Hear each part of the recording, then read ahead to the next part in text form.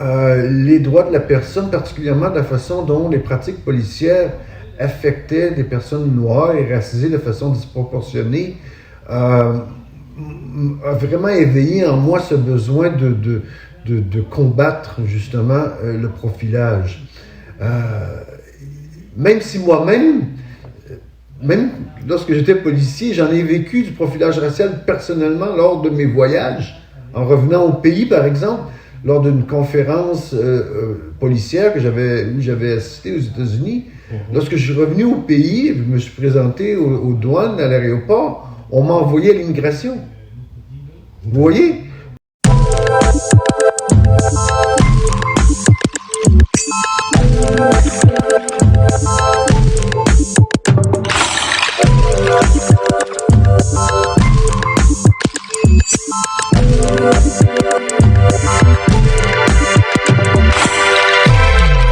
Chers téléspectateurs, bonjour. Mbote, c'est avec Zola que je vous retrouve encore une fois. Nous avons aujourd'hui le plaisir de recevoir un invité de marque encore une fois sur ce plateau de Diaspora Interaction, en la personne de Monsieur Alain Babineau. Il va nous expliquer en quoi consiste son travail et quel est son travail. C'est quelqu'un qui est d'ailleurs très connu dans les questions de lutte contre le racisme systémique et les questions de profilage racial. Et donc, nous allons discuter avec lui pendant le reste de cette émission pour savoir effectivement quel est son travail, qu'est-ce qu'il fait, quelles sont ses impressions, quels sont les défis auxquels il a été confronté et si possible, quelles sont les perspectives. Bonsoir, Monsieur Babineau. Bonsoir, monsieur. Encore une fois, c'est un plaisir de vous recevoir sur notre plateau. Alors, pour les téléspectateurs qui nous regardent, est-ce que vous pouvez vous présenter? Vous m'avez déjà présenté Alain Babineau. Écoutez, moi, je suis policier de carrière. Maintenant, je suis retraité. Mais j'ai passé environ 30 ans dans les forces de l'ordre, entre la GRC pendant 28 ans, la police provinciale d'Ontario pendant 1 an et quelques, et puis la police militaire. C'est là que j'ai commencé ma carrière policière.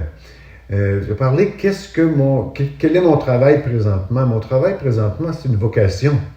C'est pas un travail, c'est une vocation. C'est une vocation pour justement en arriver à obtenir des réformes dans le domaine policier, tout en défendant les droits des personnes noires et racisées qui se font interpeller, intercepter, qui deviennent victimes de ce qu'on appelle le profilage racial. Alors, c'est une vocation. Ce n'est pas le travail, c'est une vocation. C'est une vocation. Donc, c'est une espèce de voix qui vous a appelé. Alors, comment cette voix en est venue à vous appeler, vous qui avez 30 ans à votre actif dans la police et toutes les marques de police, décidément, oui. Que vous avez? Écoutez,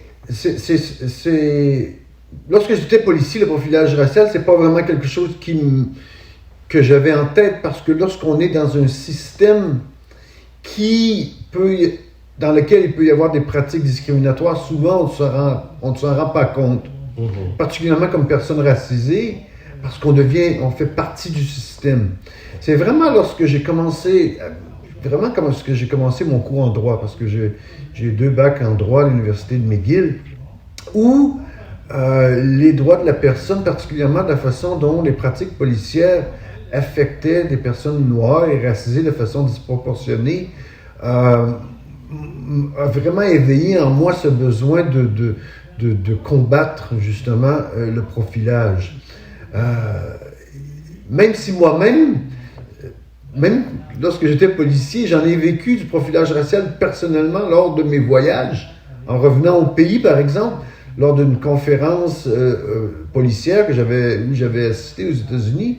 Lorsque je suis revenu au pays, je me suis présenté aux douanes, à l'aéroport, on m'a envoyé à l'immigration. Vous voyez? Parce qu'on ne croyait pas le nom, le visage, on pensait peut-être que c'était des faux documents. Alors même que j'ai montré mon insigne de la GRC, on ne croyait pas que j'étais qui je disais que j'étais. Alors, à ce moment-là, je n'avais pas la notion du profilage racial, mais ça en était une forme, vous voyez? Alors c'est vraiment ça, lorsque j'ai commencé mes études en droit et puis commencé aussi à travailler pour le Centre de recherche action en relations raciales à Montréal, qui est un organisme de droits de la personne, des droits civils, qui défend justement les personnes qui se sentent victimes de discrimination de toutes sortes et de profilage, où là, en écoutant les histoires que les gens me racontaient, et puis j'ai découvert que l'ampleur de la problématique, vous voyez? Oui, exactement. Tout à l'heure, vous avez parlé de système, vous avez dit quand on est dans un système, la police. Il y a beaucoup de gens qui disent aujourd'hui que certaines pratiques comme le profilage, quels que soient les types de profilage, là, racial, social, sont des pratiques qui sont incarnées dans ce qu'on appelle la culture organisationnelle de la police. Qu'en dites-vous justement? Oui, parce que la police est une réflexion de la société. Les policiers, ce sont des personnes qui ont grandi, qui ont été éduquées, socialisées dans une société donnée. Alors, c'est normal que lorsqu'ils deviennent policiers et qu'ils sont mandatés pour appliquer la loi et pour trouver des personnes qui contreviennent aux lois, des criminels. Oui. Alors, s'ils ont déjà une genre de perspective de qui est le criminel, dû à leur éducation, à leur socialisation, alors c'est là que les pratiques de profilage basées sur des stéréotypes vont se développer et vont être appliquées. Exactement. Alors, là, on entre maintenant dans le vif du sujet. On parle de profilage, on parle de stéréotypes. Vous avez dit que vous avez 2 bacs en droit de la personne, je crois. En droit. Voilà, en droit. Et là, vous voici à Québec. Vous, monsieur le Montréalais, vous êtes à Québec. Qu'est-ce que vous venez faire chez nous? Écoutez, premièrement, c'est un problème qui existe. Le problème du profilage racial existe à la grandeur du pays. Alors, Québec n'est pas immunisé contre le racisme ou le profilage racial. Et puis, cet été, parce que je suis en contact avec mon ami Mbaye, qui du groupe 629 ici à Québec, et j'ai lancé l'idée qu'on pouvait peut-être organiser une caravane pour justement aller à la colline parlementaire ici pour faire des doléances au niveau de changement de loi. L'article 636 du Code de sécurité routière du Québec qui donne une permission aux policiers, si on veut, l'autorisation de procéder à des interceptions de véhicules de façon aléatoire pour appliquer la loi du code routier. Oui. Vous voyez? Alors, mais de mes études, de mon expérience, je sais que cet article-là est utilisé de façon de prétexte, sert de prétexte aux policiers pour essayer de trouver des bandits, des criminels.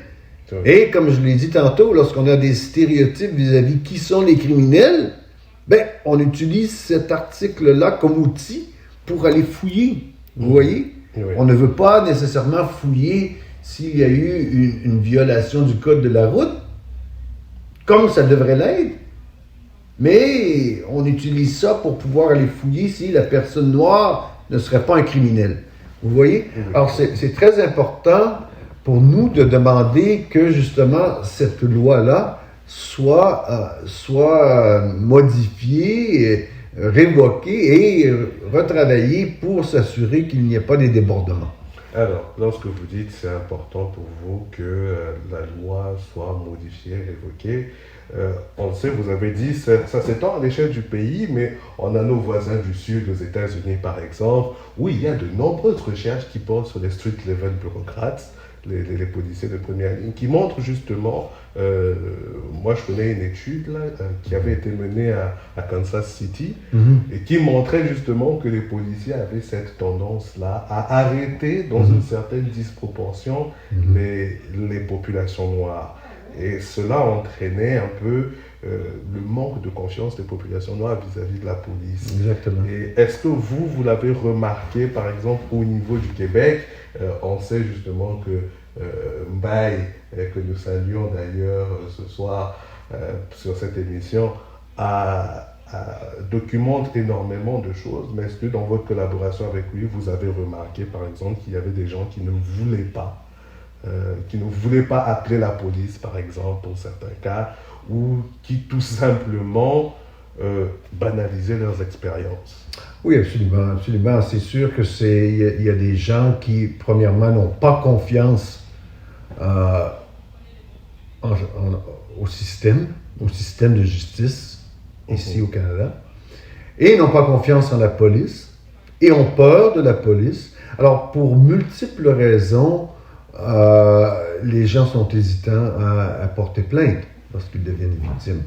Ça, c'est problématique parce que sans plainte officielle, on est dans une démocratie où le système ne peut avancer que s'il y a des doléances qui sont apportées à travers les systèmes en place. Même si les systèmes ne sont vraiment pas parfaits, on doit quand même y aller avec des plaintes si on veut en arriver à pouvoir effectuer des changements à l'intérieur de ces systèmes-là.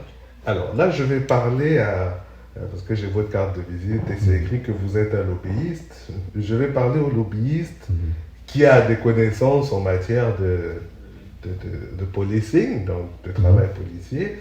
D'après vous, qu'est-ce qui fait que les gens ne veulent pas porter plainte? Parce que comme j'ai dit, il y a la peur, il y a un certain cynisme envers les systèmes. Ça ne vaut pas la peine, il n'y a rien qui va se passer, il n'y aura pas de pénalité, c'est une perte de temps. Et puis la peur que les policiers vont une certaine rétribution, ils vont essayer de se venger, tu sais, vous comprenez? Alors c'est un paquet de différentes. Il y a différentes raisons pour lesquelles les gens ne veulent pas porter plainte. Mais en même temps, comme je l'ai mentionné, s'il n'y a pas de plainte, il ne peut y avoir de changement parce que les gens, les politiciens, ceux qui font les lois, les législateurs ne seront pas sensibilisés à l'impact parce que le profilage racial, vraiment, on doit exposer l'impact que ça a sur les communautés, sur les personnes, les individus, l'impact social, l'impact médical, parce que ça cause un traumatisme, vous voyez, sur les communautés, sur les personnes, sur leurs familles. Alors, toutes ces choses-là doivent être exposées pour venir mettre la pression sur les politiciens, qui mettent la pression sur les législateurs, qui éventuellement vont faire changer les lois. Vous comprenez? Oui. Alors, là, vous mentionnez quelque chose de très très important. Il y a quelques jours, donc hier, il y a quelques heures, donc hier le 17 septembre, vous organisez la caravane avec le collectif 1629 et la Ligue des droits et libertés. Nous sommes en période électorale. Et il y a quelques jours, on avait le Premier ministre du Québec qui était en train de dire qu'il n'y a pas de système qui cause de discrimination à la fois dans le logement, à la police. Il n'y a pas de système. Mais vous, que dites-vous au vu de votre connaissance des réalités du terrain et de l'observation? Est-ce que vraiment il n'y a pas de racisme systémique au Québec? Il n'y a pas de système qui fait du racisme de façon systématique et délibérée. Qu'est-ce qui existe? C'est que le racisme systémique, ce sont des pratiques, ce sont des façons de faire, ce sont des mentalités qui ont imbibé, pour employer le terme, tous les systèmes de la société donnés sur la façon de faire les choses. Alors, ça en vient à faire ceux qui font partie des systèmes, que ce soit le système de santé, d'éducation, le système politique, le système juridique, ceux qui font partie de ces systèmes-là en sont venus à développer une certaine façon de faire les choses qui a des effets discriminatoires disproportionnés sur les personnes racisées et autochtones. Alors, il n'y a pas de système construit spécifiquement pour faire le racisme, mais ce sont différents systèmes qui ont été teintés par la façon de voir des groupes racisés, exactement, etc., qui viennent à faire que les gens, même ceux qui ne sont pas des racistes, les personnes racisées qui sont à l'intérieur du système, vont venir à pratiquer, à faire des choses qui sont fondamentalement racistes. Exactement. Alors, j'ai vu que vous travaillez dans la coalition rouge. Est-ce que vous pouvez nous parler un peu du travail de la coalition rouge? La coalition rouge est un organisme à but non lucratif qui s'affaire à combattre le racisme et la discrimination de façon individuelle, mais aussi de façon systémique partout au pays. C'est un groupe lobbyiste. Je parle lobbyiste, c'est aussi faire des pressions sur les gouvernements pour justement, comme on vient de le faire ici à Québec hier en collaboration avec le groupe 1629, c'est de faire changer justement les lois, à travers la pression sur les politiciens. Par exemple, la Coalition Rouge a soumis une pétition au gouvernement fédéral qui a été acceptée d'ailleurs, qui a été présentée par un député pour que le gouvernement fédéral passe une loi interdisant le racisme, le profilage racial parmi les services de l'ordre partout au pays. Et pour ce faire, on demande que pour que les services policiers puissent avoir accès au financement fédéral, ils doivent avoir dans le service de police des politiques, de la formation qui visent à minimiser l'impact du profilage racial dans leur pratique opérationnelle. Vous comprenez? Alors, on tient le cordon de la bourse, si on veut, fédérale, pour que les services de police changent de façon de faire de façon individuelle partout au pays. Alors, parmi les pratiques opérationnelles, lorsque nous étions en train de nous préparer pour cette interview, on a parlé des interpellations. C'est vrai que vous vous intéressez beaucoup aux interpellations routières, mais il y a aussi des interpellations de piétons. Oui, bien sûr. Alors, qu'est-ce que vous pouvez nous dire à ce sujet des interpellations? Les interpellations de piétons, encore une fois, c'est une forme de profilage racial. Il y a eu au Québec particulièrement, pas vraiment particulièrement. L'Ontario a une loi qui interdit les interpellations de piétons de façon aléatoire, et puis qui circonscrit un peu la façon dont certaines interpellations de piétons sont conduites.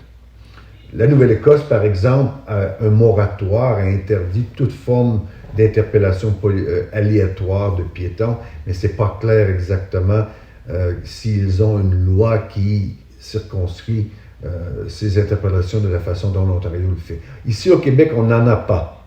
Il n'y a aucune loi formelle qui interdise les interpellations de piétons aléatoires. Montréal a une politique d'interpellation, mais au niveau législatif, le Québec n'en a pas. Alors, c'est quelque chose qu'on est en arrière de l'Ontario, presque une dizaine d'années là maintenant. Vous voyez? Alors c'est important parce que c'est aussi dommageable que les interceptions de véhicules et des recherches qui ont été conduites à Montréal et à Repentigny particulièrement ont démontré que les personnes noires, personnes autochtones, mais aussi arabes, sont interpellées de façon disproportionnée par les services de police de ces endroits. Oui, on se rappelle du rapport Arbonnier de l'année 2020, effectivement. Et alors, concernant la politique, puisque c'est quelque chose qui avait fait, quand même, ça avait attiré les médias, la politique d'interpellation du service de police de la ville de Montréal. Mais pour beaucoup de personnes, cette politique-là reste une action de marketing. Une action de marketing. Oui, une action de marketing. C'est que il voulait montrer que on fait un pas vers l'avant, mais pour beaucoup de personnes, il y avait encore beaucoup de zones d'ombre dans cette politique. Oui, effectivement, il y avait beaucoup. Effectivement. Écoutez, c'est mieux que pas de politique, parce que ça met une certaine pression sur les policiers d'adhérer à cette politique-là, vous voyez? Mhm. Alors, il y a beaucoup de contre-coups qui sont venus de la part des policiers et de la fraternité, d'ailleurs.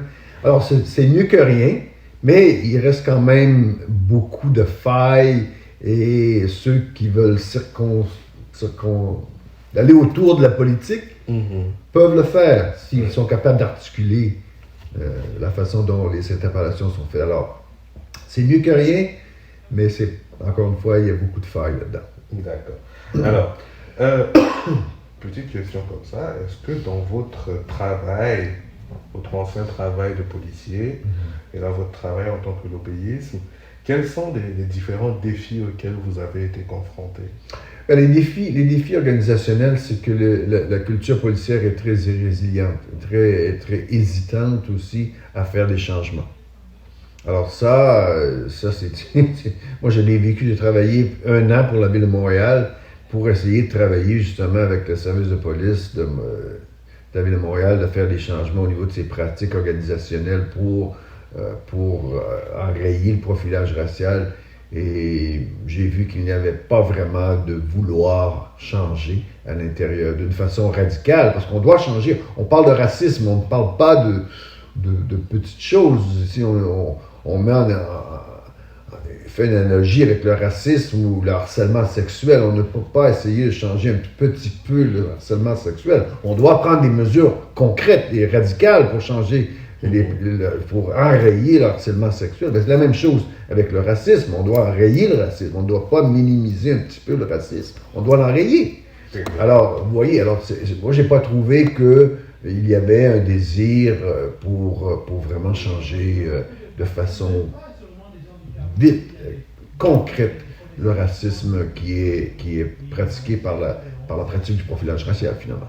Oui, alors, une petite question comme ça, vous ne pensez pas que certains changements auraient besoin d'être des changements par petits pas pour permettre à certaines personnes de mieux avaler la couleuvre? On ne peut pas enrayer le racisme à petits pas.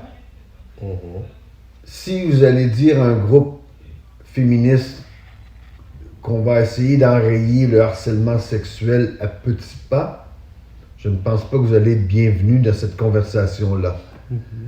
Alors, non, le racisme, c'est non, et on doit enrayer le racisme de façon décisive et concrète. Non, si on parle de diversité et d'inclusion, c'est une autre chose. On peut en arriver à aider les gens à mieux vivre ensemble, à mieux accepter des cultures différentes, etc. Ça, je comprends que ça doit faire d'une façon continue, à petits pas, mais le racisme, c'est non. Il faut des changements drastiques, effectivement. D'accord. Alors, nous sommes déjà presque arrivés à la fin de cette émission. Et donc, moi, je vais vous demander, M. Badino, votre mot de la fin. Québec, vous devez embarquer dans le combat contre le profilage racial. Je sais que c'est difficile pour certaines personnes de dénoncer, mais vous devez aller de l'avant, vous devez dénoncer. On est ici pour vous appuyer. Montréal, Québec, Repentigny, on est tous ensemble, toute la province, tous les groupes racisés qui vivent le profilage racial, on est tous ensemble. Et puis on doit demander au gouvernement de s'assurer que nous soyons des citoyens à part et entière, sujets aux lois et de façon équitable comme tout autre citoyen. Voilà, c'est vraiment un mot de la fin qui est très important. L'importance pour Québec, surtout, parce que on s'est souvent plaint, on a souvent entendu les organismes dire que c'était très difficile de mobiliser des gens contre le racisme à Québec. Et on voit l'importance de devoir mobiliser les gens. Si les choses doivent changer. Il faut une mobilisation de masse. Merci beaucoup, chers téléspectateurs, de nous avoir suivis ce soir. C'était Patrick Goma-Magnuengui avec Alain Babineau. La prochaine fois, vous retrouverez mon collègue Florent Tchatchoua pour l'émission L'Expert en parle. Et sur ce, je vous dis